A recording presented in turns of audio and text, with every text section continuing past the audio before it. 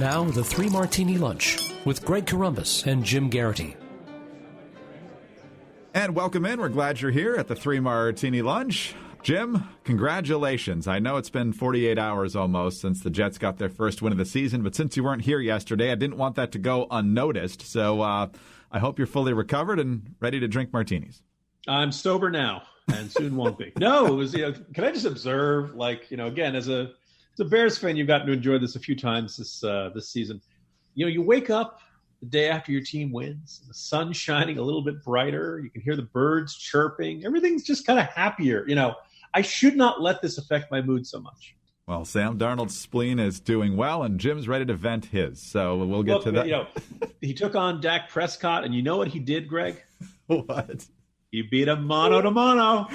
Oh, very good. Very good. Mano a mano, darn it. But you get the idea. I do get the idea. Hey, we got a brand new sponsor today. That's good news. It's called Figs.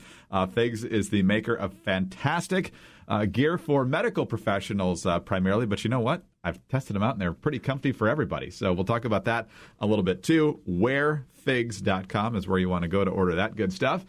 Jim, let's start with our bad martini, actually, because we're going bad, good, and crazy today. And yes, at least once more, we're going to be talking about the NBA in China because, as we mentioned, last week we were talking about Steph Curry, and he was saying how complicated it was, and we don't understand the history of China as well as we need to really comment on whether concentration camps are a good idea or not, or whether crushing people who just want their freedoms to remain in Hong Kong is a good or a bad thing.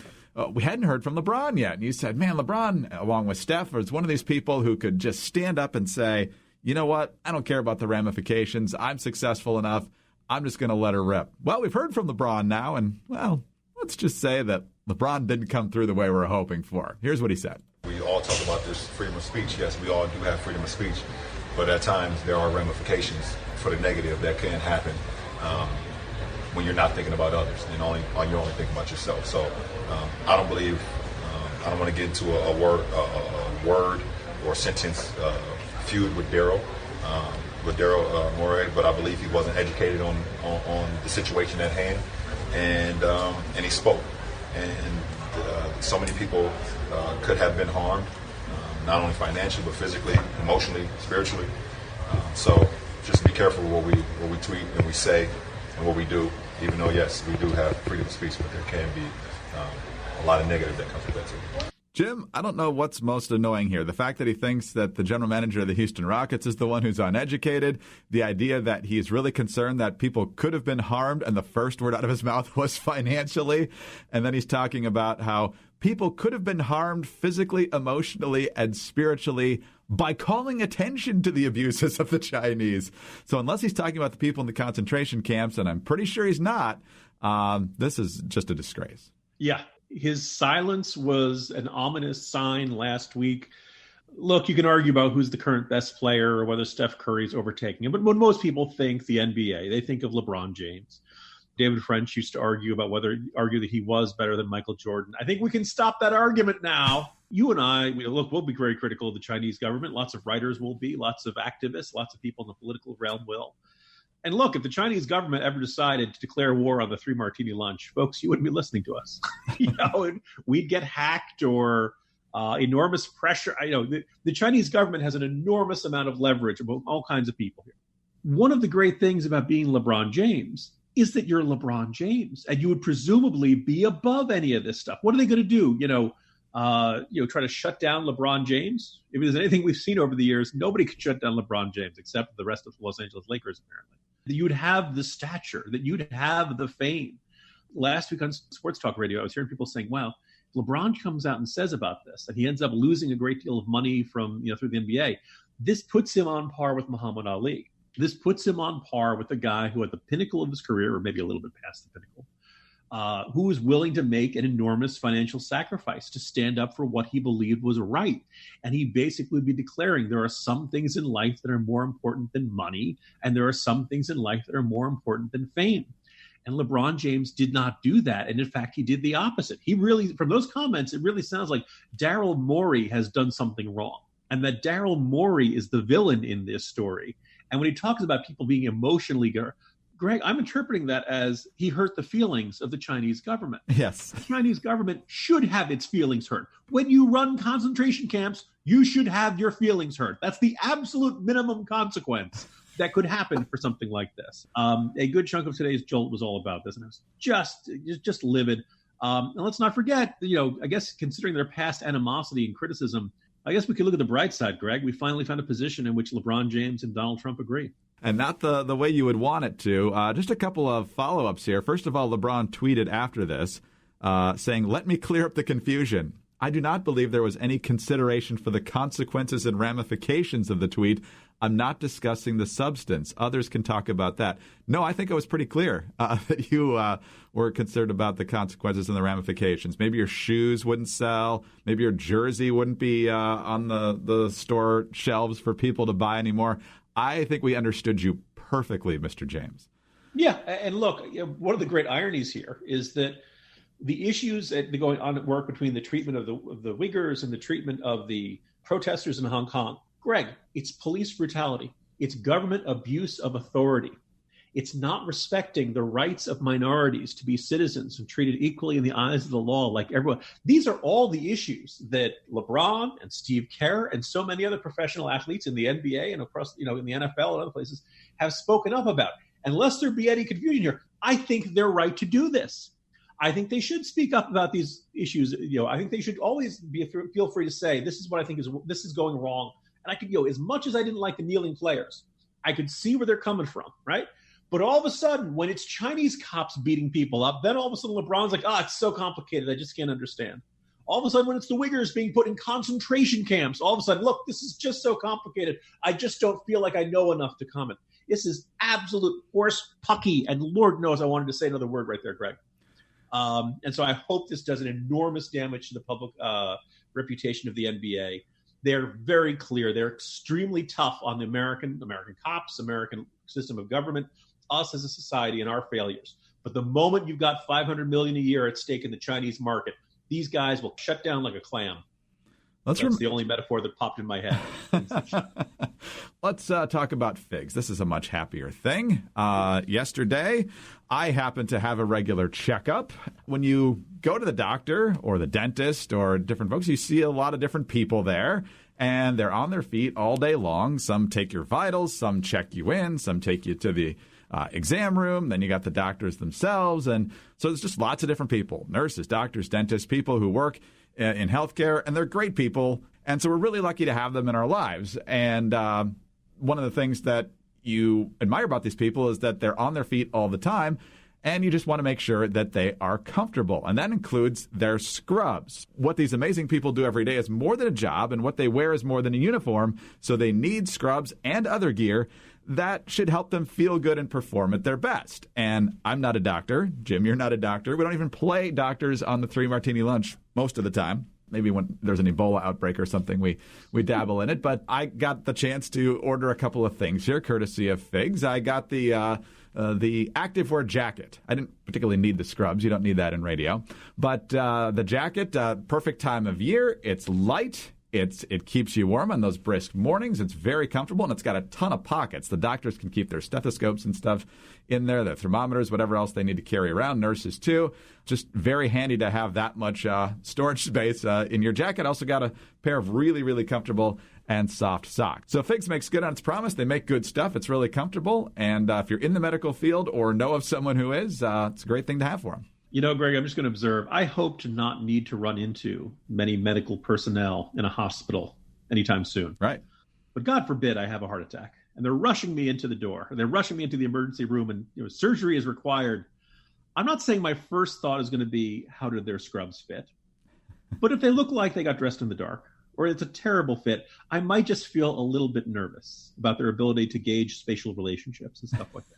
I'm not saying I'm going to turn it down. I'm not going to say don't operate on me. I'm just going to observe it makes an impression. Figs is an amazing company that is making scrubs stylish and functional for the people who deserve it most. For years, nurses, doctors, dentists, and other awesome medical professionals were forced to wear scratchy, ill-fitting scrubs. Not only were they ugly and uncomfortable, but they weren't designed with innovative technical properties to protect and hold life-saving tools. I don't want the surgery saying, wait a minute, I just had my tool right here. Where's my stethoscope? Things like that. That's a kind of undermines. Look, we have really good doctors in this country, and I hope doctors listening will say, Jim's being snarky. I'm going to keep that in mind next time we need to administer the anesthesia. Keep in mind, in addition to all the other qualities of their products, Figs gives back, and you can too. Because every time you shop at Figs, they give scrubs to healthcare providers in need around the world through their Threads for Threads initiative. To date, Figs has donated hundreds of thousands of sets in more than 35 countries. And there is stuff on the website, like the jacket I got, that you don't even need to be a medical professional, although a lot of it on there, of course, is geared in that direction. So whether you're one of the amazing humans that works in our healthcare or someone that just wants to say thanks to these deserving folks, Figs is going to make that easy by providing you with 15% off your first purchase by using our code MARTINI. So get ready to love your scrubs or whatever you get at wearfigs.com, because there's a lot to choose from. But you need to head to wearfigs, wearfigs.com, and enter our code MARTINI at checkout.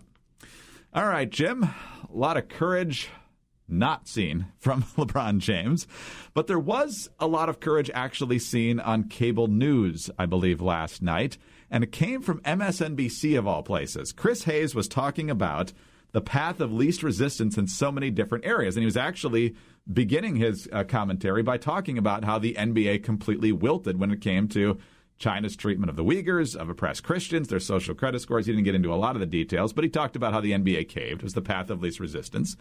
Then, naturally, he accused the Republicans of taking the path of least resistance by refusing, for the most part, to criticize President Trump, and there's certainly some validity to that. And then he spent most of the time talking about his own network, NBC, and specifically the Ronan Farrow story, the Harvey Weinstein story that Ronan Farrow eventually broke, not on NBC, and now Ronan Farrow's new book out. Two different clips here.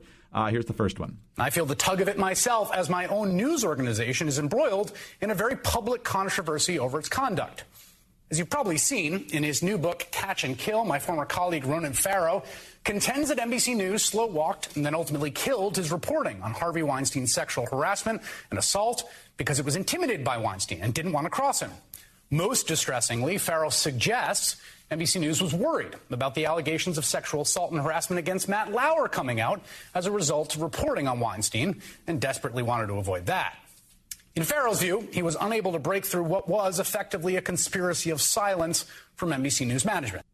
He then spent a little bit of time talking about the NBC News statement that came out, saying that they had absolutely no knowledge of the Matt Lauer rape allegation, and they insist that the reason they spiked Ronan Farrow was because they didn't think the story was ready yet, and Chris Hayes, to his credit, did not let them off the hook. One thing, though, is indisputable.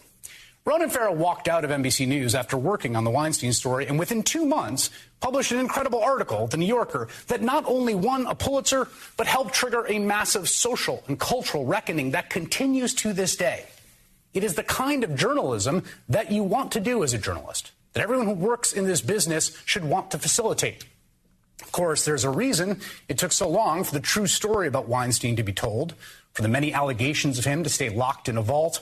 And that's because time and again, the path of least resistance for those with power was to not cross Weinstein or his army of friends and lawyers. Same goes for the many, many, many other powerful predators that we've come to know about. The path of least resistance is always there, beckoning seductively with an entirely plausible cover story. You've got bigger fish to fry. This isn't the hill to die on. The story isn't ready. But of course, it's the very ease of that path that makes it the enemy, the kind of work that we as journalists are supposed to do. Jim, I cannot imagine that the executives over at 30 Rock were too excited to see that monologue from Chris Hayes. I'm sure he got some pressure if they even knew he was going to do it before he did it. If they didn't, I'm sure he got some blowback after it happened. But he did it, and it needed to be done, and kudos to him. I don't agree with his politics a lot of time, but that took real courage. It did, and I think we should be watching very carefully to see if Chris Hayes is, suddenly goes on an unscheduled vacation, or if he gets bumped, or for debate coverage. If there's some other retaliation against him by the suits, I'm sure at NBC News executives are not happy about that. But look, it's not like we're not going to notice. His story has been really extensively covered, and I've been thinking about there's got to be a whole bunch of people at NBC News who are quietly in their guts saying, "You get him, Hayes." Because you look at the folks like Chuck Todd, you look at the folks like was going to say Brian Williams. Perhaps that's not the best role model to select here. But there are a bunch of people at NBC News who are not accused of sexual harassment, who presumably don't support it, who presumably oppose it and are horrified by what they're hearing.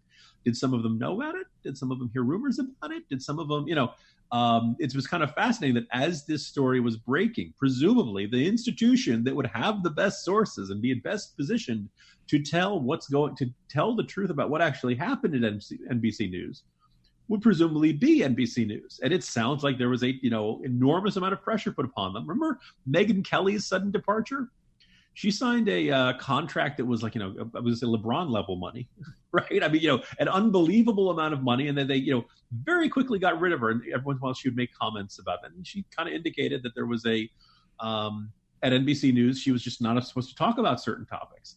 The allegations that, I remember marveling when the Lauer news came out. NBC, Today Show announced it. I believe it was Savannah Guthrie who'd been sitting next to him for probably years and years, and everybody else on that show had been sitting next to him years and years. This question of like, wait, a whole bunch of, there had to be this extraordinarily strong reaction going through their heads, but everybody had to act like it was just another news story. And I don't think it is just another news story at NBC News. This is the sort of thing you should probably have either, first of all, a giant town hall meeting, in which everybody's allowed to have the airing of the grievances and address what clearly was a very toxic culture there. And then secondly, maybe you want to do that on air. Maybe you want everybody to be able to see and be able to express that. You get that venting of this anger over that, because it sounds like if you don't, it looks like a cover-up. And the only guy so far who's been willing to talk about it on air like this is Chris Hayes. So kudos to him. Not something you often hear on this podcast. All right. Well, we've talked about LeBron kowtowing to China. We've talked about the toxic culture at NBC, although kudos to Chris Hayes for bringing it up. So let's talk about something far, far lighter, and that's the end of life as we know it. Jim, let's move to our crazy martini now. Tonight is the latest Democratic presidential debate. There's going to be 12 people on stage. The two new ones who weren't there in September, Tulsi Gabbard, who shockingly will, in fact, turn out tonight. Not only that, I see a banner ad for her literally right now on the computer as I look. She's trying to raise money out of the fact that she has met the debate criteria set by the Democratic National Committee, which is always fun. The other one is Tom Steyer. He, of course, is the environmentalist. He's the one who was pushing the Trump impeachment long before we ever got to anything related to Ukraine. But he'll be on the stage tonight, and he just gave a speech, I believe this was yesterday, talking about what's at stake in 2020, because as we all know, every election is the most important election of our lifetimes. We've been hearing that forever. But Tom Steyer is taking that dramatic tension of this election and cranking it up to, at least by my knowledge, Jim, unforeseen levels. Here's what he said. We are in the fight of our lives. Everything is on the table in 2020. They think so, too, because they think if they lose in 2020, that they're going to have to, the rules are going to be fair and they're never going to win again. And they're right. If we win in 2020, they're done forever. But it's scary for us, too, because if they win, literally, it could be the end of the world. There you go, Jim. Not a lot of applause there for Tom Steyer thinking that if they win in 2020, that the Republican Party is dead forever. But that's just that's the choice ahead of us. We either kill the Republican Party forever or the planet implodes. So no stress whatsoever. I got a lot to unpack here, Greg. So the first thing is he apparently has studied the use of the word literally from Joe Biden. Literally. There's literally no one in the Senate. So the first thing is, I remember back when Obama got reelected and James Carville wrote a book entitled 40 More Years, why, Republicans were never going to win again. I remember after Obama was elected the first time, people saying that the Republican Party had devolved into a rump regional party.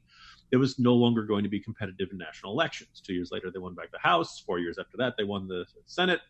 And in 2016, Donald Trump won the presidency. Not only that he won, but he also won a whole bunch of states that Republicans had not won in many years, including Pennsylvania and Wisconsin and Michigan. People are always projecting it's the end of this party or it's the end of that party. And surprise, surprise, it has not shaken out that way. So on the one hand, this is kind of, it's not just hyperbolic, it's stupid hyperbole. Like the whole, we're in the fight of our lives. Okay, fine. At this point, this idea of if we win this one, they'll never win again. I'm sorry, it's just asinine. And the second thing is the idea that, it's literally the end of the world. Let's assume, Greg, that Trump has some sort of button that will either set off World War III with nuclear weapons or some sort of bioweapon that will leave us in a Mad Max, hockey masks and, assless chaps, terrible desert future. Pick your apocalyptic scenario that you prefer. Ultron, you name it, whatever worries you the most, that, Trump has a button, and that if Trump, wins re-election, he will press that button, and sometime shortly after January 20th, 2021, the world will end. The world as we know it will end. Well, at that point, if that really was going on, then all kinds of tactics and all kinds of things that were previously unthinkable suddenly become thinkable because the stakes are high enough. And this is something my colleagues Kevin Williamson and Jonah Goldberg and lots of other folks have made this point that, no party ever wants to go into an election and say, you know what, America, the stakes this year really aren't that high. We hope you vote for us, but if we lose, we're not going to be, the country will be okay. I get that. This is why, Greg, I believe we're heading into, is this going to be the 8th consecutive most important election of our lifetimes? Oh, at least, yeah. Right? I mean, every midterm is the most important midterm election. They're constantly, here's the thing. Either, yes, I suppose the stakes could keep getting higher and higher every single time, or this is hyperbole because people need everyone to feel not just fired up and emotional, but also like, look, if, when you and I are joking about, sports or something like that, we don't, neither of us would say it's time to murder Redskins fans, right? We enjoy making fun of the Redskins. We may hate the Patriots, okay, but in the end, it's only football. It's only a game. And when it comes to ISIS, when it comes to Al-Qaeda, when it comes to groups that want to kill us, yes, we're perfectly fine with killing them. And in fact, we support policies designed to kill them before they kill us, right? Because the stakes are high enough, because the consequences are high enough.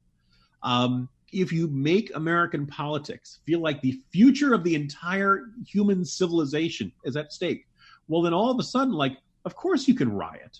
Of course you can grab people's Make America Great hats again. Of course you can violently assault people when they're, eating in a restaurant or something like that, because the fate of the world is at stake, right?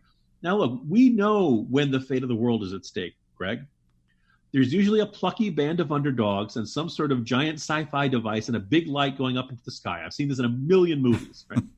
Also, the sky is red. There's always some sort of giant atmospheric, the sky is a strange color, right? And or zombies. That's when you're allowed to, and so this endless need to over dramatize really kind of, again, if you really believe that the state, why does Cesar Sayoc, the guy who sent those thankfully non-functional bombs to all the enemies of Donald Trump, why do you think he did that?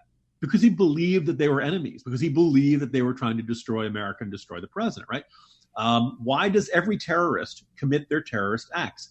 Because they think the stakes are high enough, and they think that traditional methods of attempting to change policies and change society don't work fast enough or aren't satisfying enough. The only way we can get what we want is by blowing people up. If you want more terrorism, use rhetoric like this. Tell people that crossing moral lines is justified because the stakes are so high. Steyer probably doesn't even grasp all this kind of stuff. But look, when you constantly tell people this is life and death, people out there are going to treat it like it's life and death. And that's how you end up with guys trying to shoot up softball fields full of congressmen, Greg. Well, the Democrats are on the stage tonight in Ohio, I believe. It's CNN with the hosting duties tonight. So we got 12 people on stage, which means, as we said before, we're not going to get a lot in depth. But what's your prediction tonight? Does Biden stumble all over the Hunter Biden questions, if there are any? Does Warren ever get close to talking about how many taxes she has to raise to pay for her plans? Does Tulsi kneecap anybody else? What's your prediction here? Well, my guess is Biden will do some sort of high dudgeon response of how dare you ask that question? How dare you attack my family? Coupled with his most recent spin, Greg, which is there is absolutely nothing wrong, nothing immoral, nothing unethical about what my son did. And if I'm elected president, he and no other member of my family will ever do it again, without ever acknowledging the contradiction there. I wrote in the corner a little bit earlier today. I think tonight could be kind of boring. And that's not, trying to be snarky. The first weird thing is that I feel like this debate, usually debates kind of, dominate the news cycle for the preceding 24 hours or so. Look, we got the situation in Turkey with the Kurds. We've got, as we just mentioned at the top of the show, LeBron and the NBA controversy. The House is beginning impeachment. Doing it all in secret. But, like lots of big events are going on. So maybe this, isn't going to get the attention that it usually does unless something really dramatic happens, like Biden bleeding from an eye again or something like that. The other thing is that, that this is really bad news for the Cory Bookers of the world, the Julian Castros, the Beto O'Rourke's. Amy Klobuchar is still running for president. I just had to check on that. Amy Klobuchar is a senator from Minnesota. In the end, it's really tough for these folks to stand out to begin with. It's really tough to stand out in a news site environment such as this. And for Biden and for Warren, and I guess people will be happy to see Bernie Sanders. He'll get a big ovation. Everybody's kind of happy to see him alive. I think also, look, if you're 78 years old, you just suffered a heart attack. I think a lot of Democrats are looking, okay, we can't nominate this guy. And as for Biden and Warren, it's too early to really throw haymakers at each other. You probably want to do that like right between maybe 2 weeks before people start voting at the Iowa caucuses, and that's in February. So I think they're going to, be like two fighters kind of gauging each other, maybe a couple of feints, but no actual direct shots at each other, just because I don't think either one of them is ready. And, again, why have that fight before you're ready? We all saw what happened when Julian Castro went after Biden. To the extent anyone noticed that Julian Castro was running for president, his unfavorables went very high. So the other question, the one fun thing of the night, Greg, could be, who does Tulsi Gabbard decide to fillet?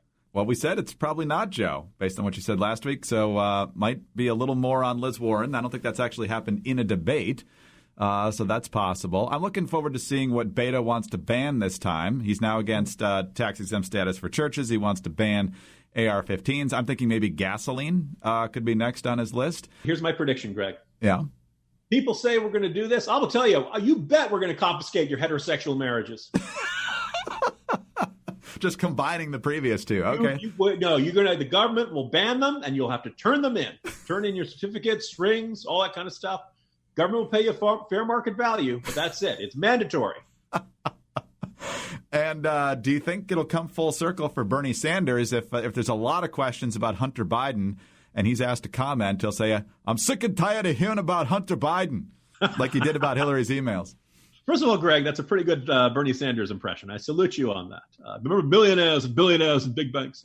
It was interesting because the way he said it against Hillary, you could be interpreted as, I'm tired of hearing about it, meaning this is a real problem and this issue is never going to go away. Democrats, what are you thinking nominating this woman? Or you could interpret it as a defense of Hillary Clinton of this is not a real issue and why are we talking about it? It'll be interesting if he goes with that exact wording. I think the way he did it, Hillary interpreted it as thank you, Bernie. Whereas I think there could be a certain, I don't know if he meant it that way. I thought there was a certain sense of Democrats, what are we doing? This is a woman who's, this issue is never going to go away. It's never going to. So we'll see. I think there's going to be a lot of patting on the head of Bernie. It's good to see you up and around, Bernie. And honestly, everybody is glad to see him. But again, 78, had a heart attack. Everybody wants to see Bernie Sanders enjoy his golden years. Yeah. I think everything's pretty much going to be the same when all the dust settles tonight. Jim, good to have you back. I guess we'll see you again, Friday? Yes, going up for some meetings in New York, but I will be back on Friday, everyone. So try to hold on without me. However, there will be 3 Martini Lunch podcasts on Wednesday and Thursday, so be sure to not miss those. Also, if you don't already, please subscribe to the podcast and leave us a great review with as many stars as possible over at iTunes. I'm Greg Corombos of Radio America. Thank you very much for being with us today. And don't forget, for 15% off, head over to wearfigs.com, WEARFIGS, wearfigs.com, and enter the code Martini at checkout.